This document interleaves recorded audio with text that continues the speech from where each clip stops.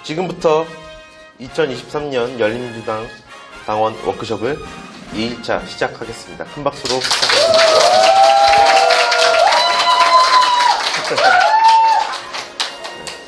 감사합니다. 저는 오늘 진행을 맡은 열린민주당 당원 김형경이라고 하고요.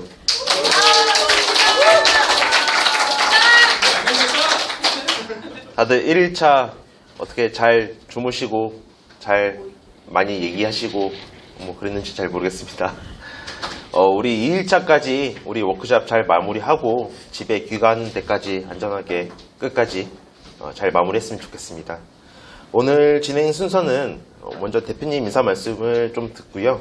그리고 지금 열린민주당 독서토론 모임에서 진행하고 있는 진보의 미래 그 책을 다뤘던 내용에 대해서 한번 얘기를 하고, 그 다음에 김정원 최고위원님께서 당원 교육, 당원이나 기본 정책들의 설명을 하실 거고, 그리고 가장 큰 지금 이슈인 선거제도 개편 동향 및 우리 당의 대응 전략에 대해서 대표님께서 말씀해 주시고, 이어서 현안 토론 그리고 기타 정보를 공유하는 시간으로 마무리하겠습니다. 먼저 대표님을 모시면서 대표님의 인사 말씀 듣겠습니다. 큰 박수로 맞이해 주시면 감사하겠습니다.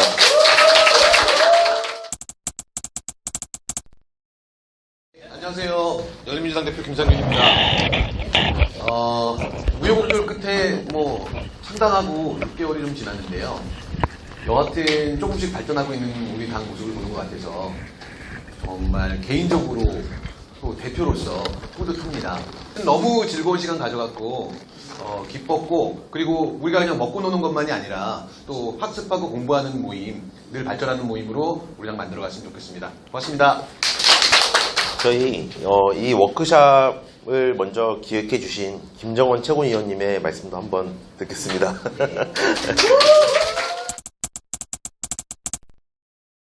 네, 안녕하십니까, 김정원입니다. 오늘 창당하고 1년이 안 됐는데 첫 당원 워크숍을 개최하게 돼서 참 의미가 있고요. 어제는 또 나름대로 1일차지만 의미가 있었고, 오늘은 학습 세미나인데 다들 많은 정보를 공유하고 뜻깊은 시간이 됐으면 합니다. 고맙습니다. 이어서 제가 독서토론에서 진행했던 진보의 미래에 대해서 짧게 소개를 하면서 진행을 할 텐데요. 먼저 이 진보의 미래에 대해서 이게 어떤 책이고 어떤 내용으로 구성되어 있고 어떻게 만들어졌는지는 우리 짧게 영상 하나 시청하면서 공유하겠습니다.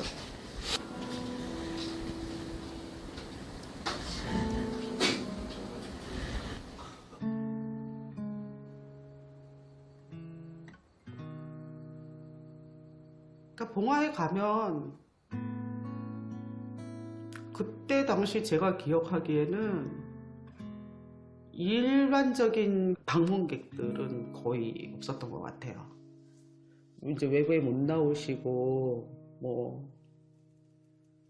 막 방송국이든 기자들 카메라 막 그런 거 있고 했을 때 나오시지는 못하셔도 대통령님 외로우실까봐 그래서 저희가 계속 내려갔던 것 같아요.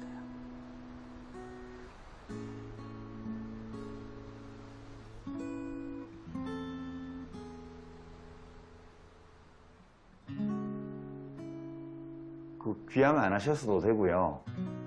귀향하셨어도 앞에 감시초소 하나 세우고 전직 대통령 예우에 관한 법률에 입각해서 경비초소 세우고 경호 받으면서 그냥 시골에서 책 읽고 글 쓰고 그냥 좋은 사람들 불러서 밥 먹고 이렇게 하면서 편히 지내셨더라도 저는 괜찮았으리라고 봐요.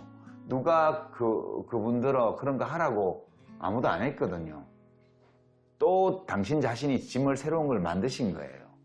이제 그분의 인생이죠. 그게 그분의 인생인데, 어쨌든 그 생각을 글로 정리를 한번 해볼 생각입니다. 책을 써볼 생각입니다. 네. 누가 내 책 기다리고 있는 사람도 없고 꼭 나는 지금 내 생각으로 꼭 누가 기다려서 도 아니고 뭔가 그 사람이 일거리를 가지고 일을 하고 일에 몰입하고 놀이에 몰입하고 그게 사람의 삶의 전부인 것 같아요. 그 아이들을 키우는 사람들이 보기에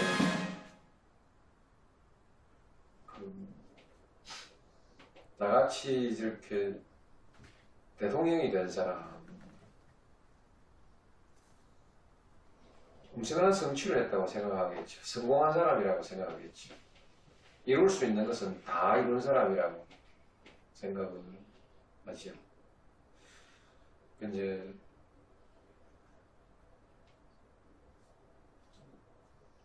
근데 이제 내가 보기에는 이루고 싶은 것을 절반은 그냥 된 게 제대로 없지요.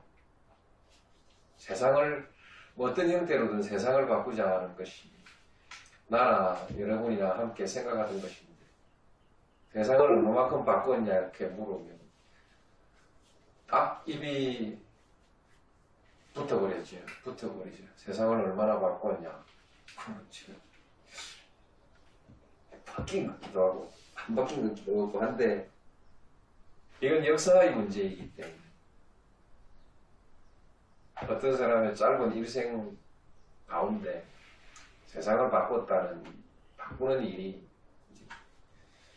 가능한 일인가 하는 것이 이제 요즘 와서 새롭게 저 버거운 일을 너무 우리가 성급하게 하려고 했던 거라는 생각이 들어요. 이런 것이 없지요.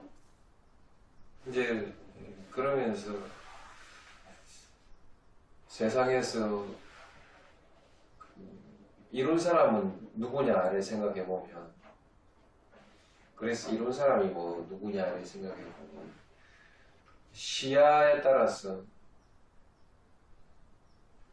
기준이 크기에 따라서 다 달라지는 것이죠. 이루었다고 말할 수도 있고 이런 것이 아무것도 아닌 것일 수도 있는 것이죠.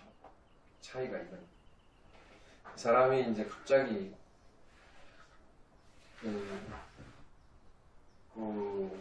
혼돈에 빠져 뭐랄까 이런 얘기를 뭐 얘기해도 끝이 없는 얘기죠. 답이 없는 얘기를 하고 있는 것이죠. 소망이 이루어지는 것이 행복이다 이렇게 생각했는데 안 죽은 의사한테는 이등박문이 죽는 것이 소망이었고 그래서 소망을 이루었는데 어디 소망이 그거겠어요? 민족의 독립이 이루어지지 않았으니 그 무슨 거사의 성공이 무슨 큰 성공이겠어요? 근데 그럼 독립이 되고 나면 그 다음에 무슨 꿈을 가졌을까? 그래 생각해보면 끊임없이 자기를 불행하게 하는 보통 사람들의 기준으로 끊임없이 자기를 불행하게 할 목표를 설정해놓고 평생을 그렇게 살다가 뭐 제명에 못 죽는 것이 그 사람 팔자 아니겠어요, 그죠? 근데 그런 것을 생각하면서 결국 해답이 없는 답을 끊임없이 구하면서 결국 존재하는 것은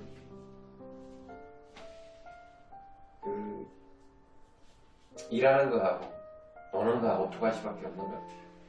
열심히 일하고 열심히 노시고 그러나 이제 우리가 아무리 그렇게 해도 이것은 이제 보람 가치의 세계 속에서 생각하고 있는 것이고 그 이전에 이제 먹고 사는 거의 문제는 우리에게 중요한 문제지요.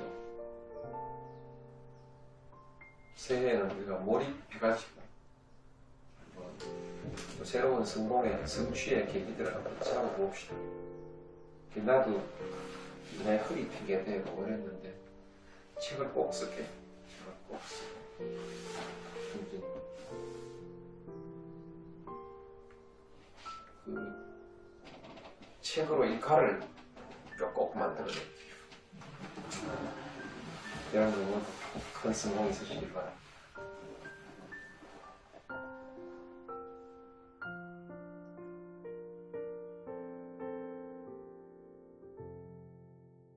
책을 읽고 글을 쓰고 자신이 가지고 있는 자산, 대통령으로서의 자산, 대통령이었던 사람으로서의 자산을 어떻게 하면 가치 있게 돌려드릴까, 국민들에게, 또 정치권에게 그럴 수도 있죠. 그런 생각을 위해서 진짜 치열한 자기 투쟁을 하신 거라고 생각해요. 힘들어 하신다는 게 느껴지긴 했어요. 힘들어 하신다는 게 느껴지고, 저게 그런 조금 전에 말씀드렸던 그런 소명 때문에 하는 것이지만 동시에 자기 자신이 견디시는 힘이기도 하구나, 지금 당장.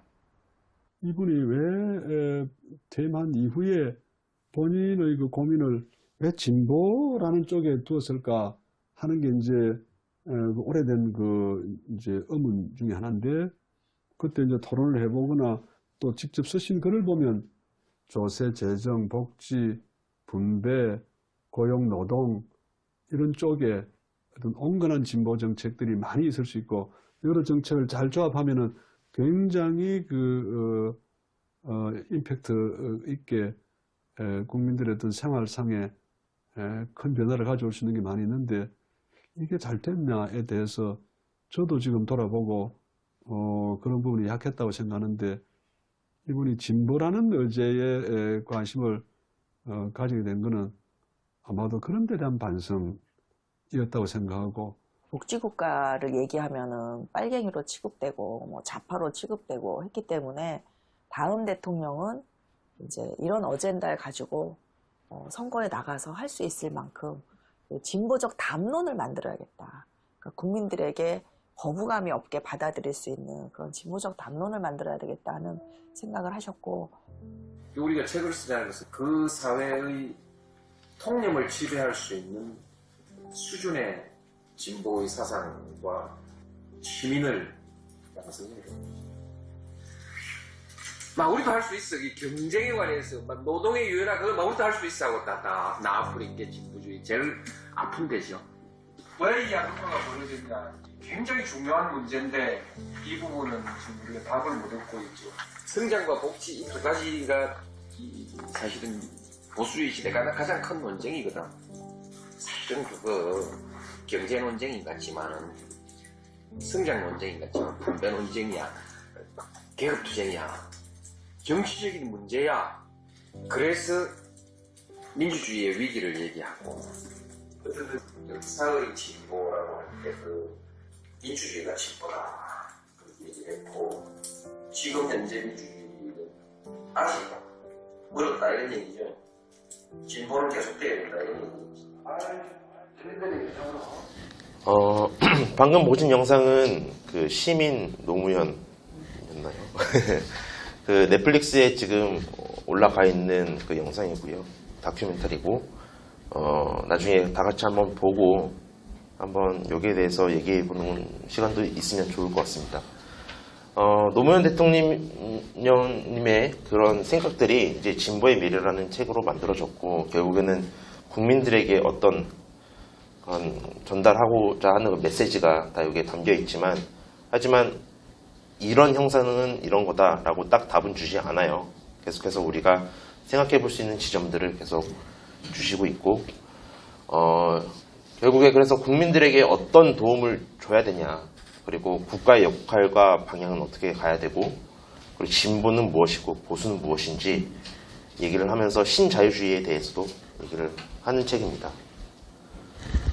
결국에는 좋은 책을 만들자는 취지에서 시작됐고, 지금은 유튜브도 있고요, 인터넷도 있고 다양한 매체가 있지만, 책이 역사적으로 사람들을 이제 계속 발전시켜 왔기 때문에, 그래서 책으로 이렇게 집필을 하셨고, 초등학생도 뭔가 이해할 수 있을 정도로 쉽게 만들지만, 하지만 그 내용은 되게 완벽하게 만들고자 하셨습니다. 먼저 국가의 역할에 대해서 좀 생각을 많이 하셨는데요. 우리가 부모님들이 자녀를 키울 때 정성으로 키우긴 하지만 결국엔 부모는 인생을 갈아넣고요. 아이들은 경쟁에서 이제 싸워야 되는 그런 상황에 놓이죠. 그렇게 되면 부모와 아이 모두 고통이라는 거예요. 그러면 이렇게 했을 때 경쟁으로 다 성공할 수 있어? 아니면 이 경쟁 교육이 맞는 거야? 그렇게 해서 최고가 될 수 있는 확률은 얼마야? 그럼 실패가 패자가 돼서 그 될 확률은 얼마야? 아니면 이 경쟁을 피해서 어떤 길이 있는 거야? 그리고 지금 같은 사회가 불안정한 상황에서 우리가 승자가 되더라도 그게 최고 맞아?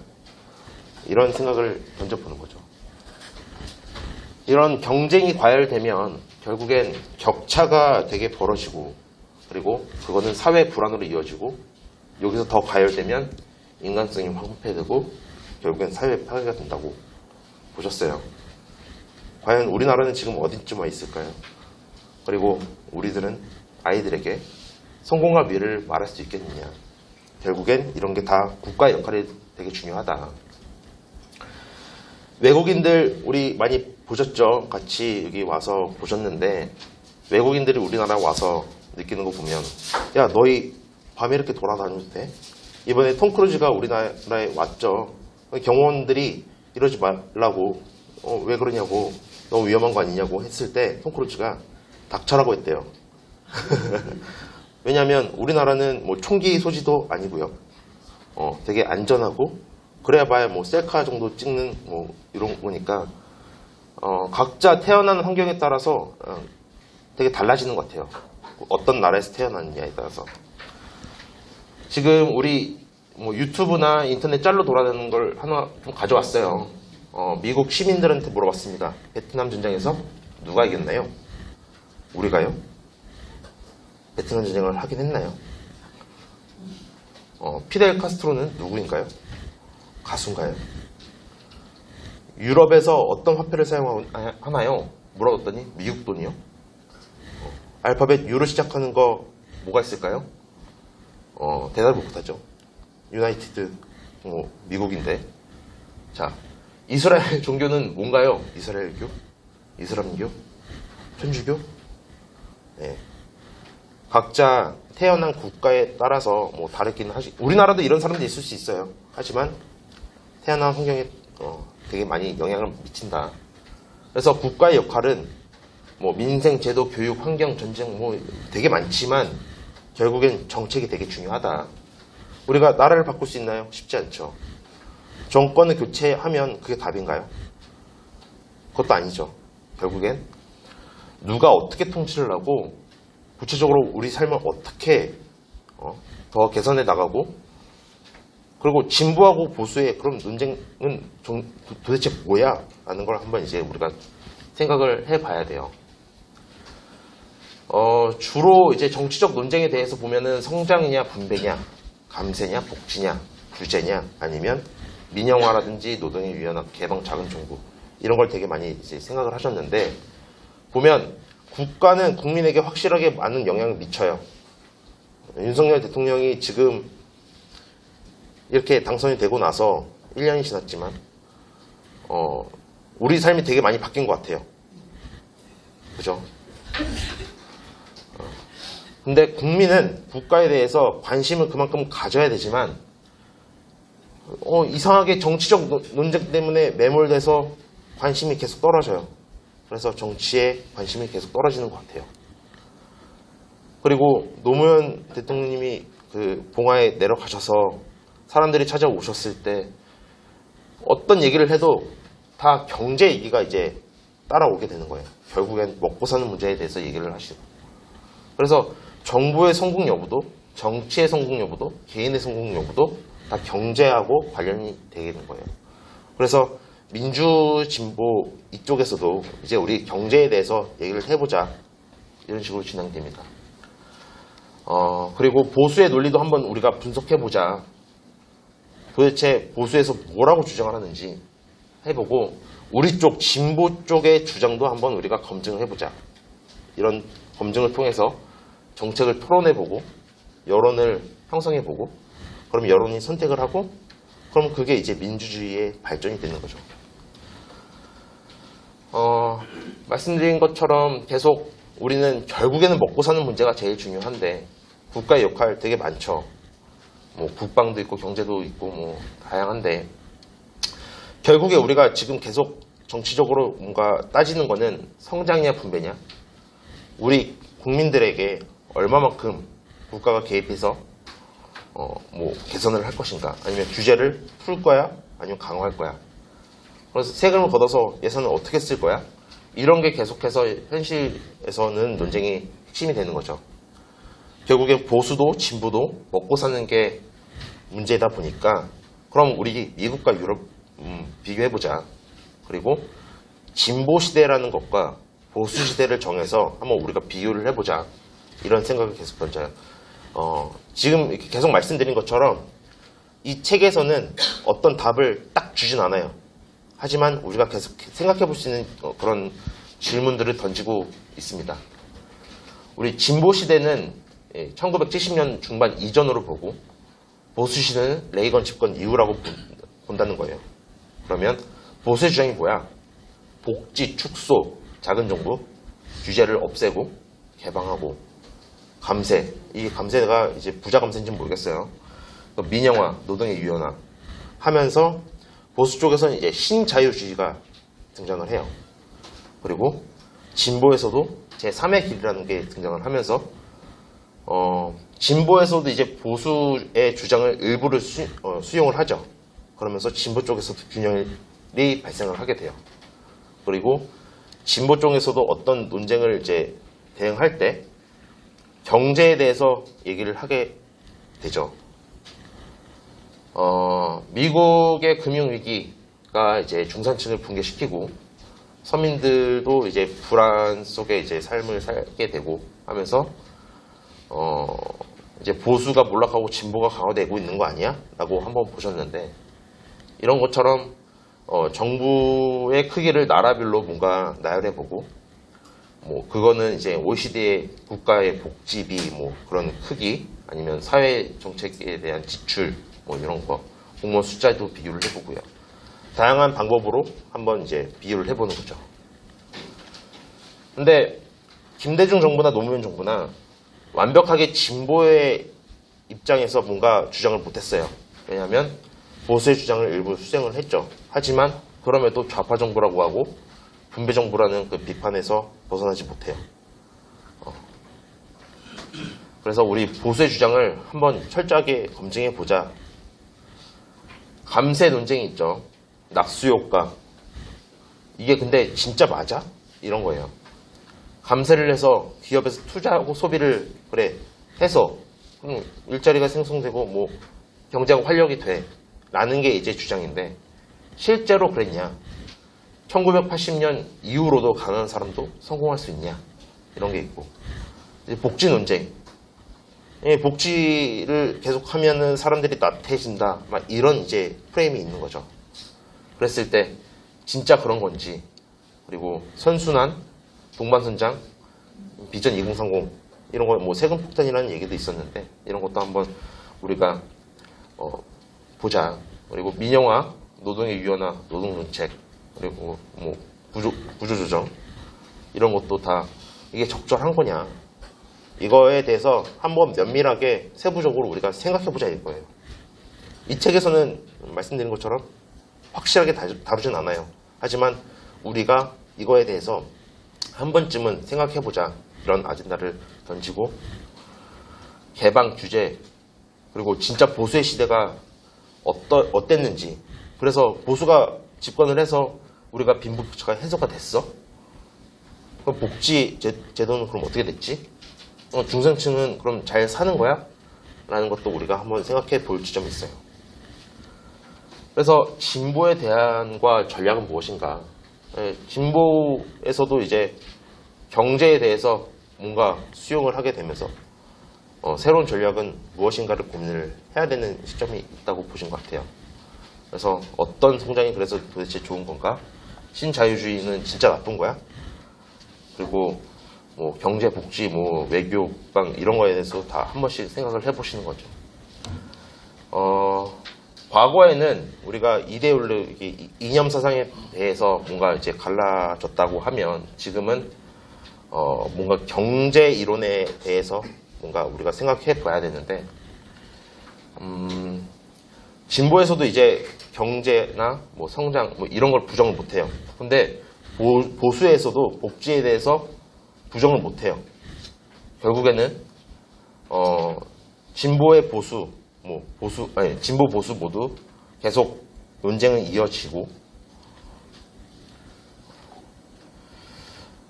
그래서 진보는 무엇이고 보수는 무엇인가 계속 고민을 하시는데 아까 말씀드린 것처럼 김대중 정부나 노무현 정부나 뭐 전통 진보에서는 너희 지금 신자유주의 아니냐, 뭐 보수 쪽에서는 무조건 좌파 정부라고 비난을 하고, 그랬을 때 진보하고 보수하고 딱 명확하게 다른 점이 뭐지? 라고 봤을 때 시장이냐 국가냐, 이것도 약간은 애매한 부분이 있다는 거예요. 그리고 큰 정부냐 작은 정부냐, 어느 지점에서는 한쪽의 주장을 강력하게 펼치기에는 어려운 점이 있어요. 그리고 규제에 대해서도 보수나 진보나 어떤 거는 강화하고 어떤 거는 완화하고, 결국에는 복지하고 분배가 진보와 보수를 가르는 핵심적인 기준이라고 보신 거죠. 이거는 한번 제가 글을 가져온 건데, 실제 일자리가 창출되고 세수가 증가하고 1980년대 이후로도 가난한 사람도 성공할 수 있고 투자, 소비가 활성되어 성장을 하였는가. 네, 이런 거는 한번 읽어보시면 좋을 것 같고요. 네. 근데 우리 세계가 이제 계속해서 진보의 시대로 가고 있는가를 한번 보면, 미국의 금융 위기처럼 경제 위기가 딱 왔을 때 이거에 대해서 원인을 분석하면 이론적으로는 간단하죠. 하지만 실제로는 너무 복잡한 이런 인과관계가 얽혀 있다는 거예요. 그래서 우리가 큰 흐름을 포괄적으로 뭔가 살펴볼 필요가 있다. 어디 하나에 매몰돼서 보는 게 아니라 전체적으로. 미국의 금융위기가 있을 때 미국 보수에도 이제 정책이 이제 변화가 오죠. 그래서 오바마가 집권했을 때도 보수의 그 공세를 많이 받았지만 이런 금융위기 때문에 이제 진보에 이제 바람이 불 것이다 라고 했는데, 미국 같은 경우에는 리소스가 되게 많죠. 시장도 크고. 하지만 그렇지 않은 나라에서는 이런 흐름이 있더라도 과연 선택할 수 있는 폭이 넓은가. 자, 노무현 정권에서 이명박 정권으로 넘어갔어요. 그리고 미국 공화당도 이제 레이건 정부 노선으로 갔는데, 그럼 이제 진짜로 보수의 시대로 가는 거야? 아니면 진보 시대로 가는 거야? 또 이제 고민을 하는데, 우리나라는 어디 좀 왔는지 그때 한번 고민을 하신 거죠. 우리나라는 지금도 마찬가지고 그 좌파 프레임 있잖아요. 빨갱이 뭐 이런 거 아직도 반공이 먹히는 나라죠. 버락 오바마는 이제 월가 이제 경영자들 기득권에 대해서 비판을 했는데, 만약에 우리나라에서 뭔가 이런 기득권에서 비판을 하면 쉽지 않죠. 우리나라도 진보 시대가 필요하다. 근데 민주당 그때 집권했을 때 민주당은 진보가 맞아? 진짜로 진보가 맞아? 진보신당은 진보가 맞아? 그 지역주의를 그리고 이겨낼 수 있는 거야? 이 모든 거는 결국에는 시민의 역할이 되게 중요하다는 거예요.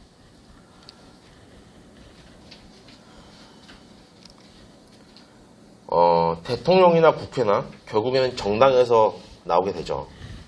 그리고 우리는 정당에 대해서는 국회의원이나 시도당 의원들 다 국민이 투표를 통해서 선출하게 돼요. 결국엔 국민이 중요한 거죠. 우리나라는 지역주의가 있고요. 미국은 인종의 차별 이런 문제가 있죠. 하지만 미국에서는 오바마가 당선된 것처럼 그 인종의 벽을 한번 넘었어요.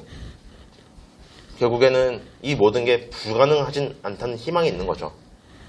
국민만 깨어 있으면. 그래서 마지막으로 7장에서 시민들이여 교란되지 말고 여론을 주도하자. 시민의 권리를 찾아 의무와 책임을 올바르게 행사하자. 이를 위해 학습하고 생각하자. 학습이 필요하다. 우리가 여러 가지 다방면에서 고민을 하고 우리가 성장해 나가야 우리나라도 발전한다는 거죠. 제가 그때 한번 정리해 본 거예요. 보수의 논쟁에 대해서, 그 논점에 대해서 지금 어떤지. 감세 논쟁, 부자 감세를 하고 있죠. 복지, 축소를 하고 있죠. 최근에 실업급여에 대해서도 폐지를 한다, 이런 얘기가 나오고 있죠. 민영화. 약간 이게 표면적으로 민영화는 아닌 것 같지만 결국엔 민영화로 가고 있는 건 바람이 불고 있고, 개방은 이상하게 개방이 되고 있죠. 오히려 우리가 정말 이해가 안 될 정도로 규제도 이상하게 가고 있어요. 우리가 알고 있던 규제도 아닌 것 같고, 보수 시대지만 제가 최근에 카페에도 글을 올렸지만 지방의 청년들이 더 줄었어요. 작년보다도. 서울에는 더 많이 몰렸고요. 노조 때려잡고 있죠. 공기업 다 그냥 검찰로 채워지고 있어요. 노동의 유연화 69시간이네 120시간이네 이러고 있어요. 결국엔 저는 제가 생각하기에 우리 열린민주당은 그래, 경제도 좋고요. 그런 거 다 좋고 진보, 민주, 경제 다 포함해서 결국엔 거대 두 야당들이 건들지 못하는 아젠다를 뭔가 계속 던지면서 새로운 바람을 일으킬 수 있어야 한다라고 보고요. 예를 들면 예전에 대표님께서 한번 얘기를 해보신 그런 성매매 합법화 논란 많겠죠. 의견 많겠죠. 우리 당 안에서도 의견 많겠죠. 하지만 우리가 고민을 해보고 던져보고 정해보자는 거예요. 의견을 나눠보고. 또 다른 걸로는 제가 생각했을 땐 존엄사 노령 인구 되게 많아지고 있고요. 사실상 부모님이 치매나 어떤 질병에 의해서 요양병원에 들어갔을 때 그 가정이 파탄나는 거를 우리는 많이 봤어요. 그죠? 그런 것처럼 하지만 이 논쟁들이 두 거대 양당이 던질 수 있냐라고 했을 때 쉽지 않다는 거죠. 하지만 우리 당은 일단은 던져볼 수 있고 그 논쟁을 만들어갈 수 있다는 거예요. 저는 이런 우리 열린민주당이 되었으면 좋겠습니다. 감사합니다. 자, 마지막으로 우리 영상 마지막 부분만 조금 더 볼게요. 노무현 의원께서 나오셔서 질문해 주시기 바랍니다. 존경하는 의원 여러분, 그리고 국무위원 여러분, 부산 동구에서 처음으로 국회의원이 된 노무현입니다. 국무위원 여러분, 저는 별로 성실한 답변을 요구 안 합니다. 성실한 답변을 요구해도 비슷하니까요. 제가 생각하는 이상적인 사회는 더불어 사는 사람 모두가 먹는 것, 입는 것 이런 걱정 좀 안 하고 더럽고 안 입고 온 꼬라지 좀 안 보고 그래서 하루하루가 좀 신명나게 이어지는 그런 세상이라고 생각을 합니다.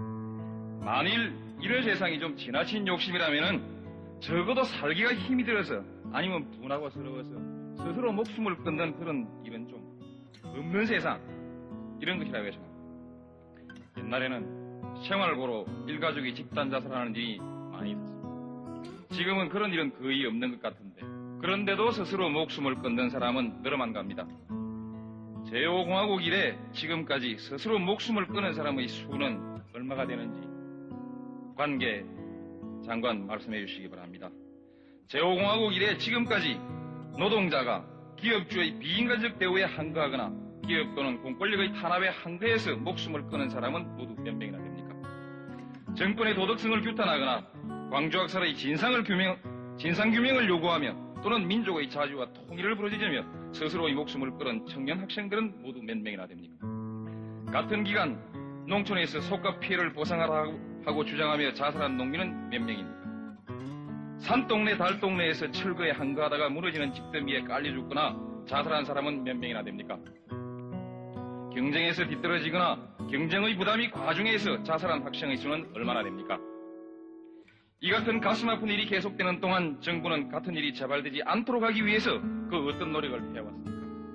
만일 하였다면은 그 내용은 어떤 것이었는지 이건 좀 구체적으로 설명해 주시기 바랍니다.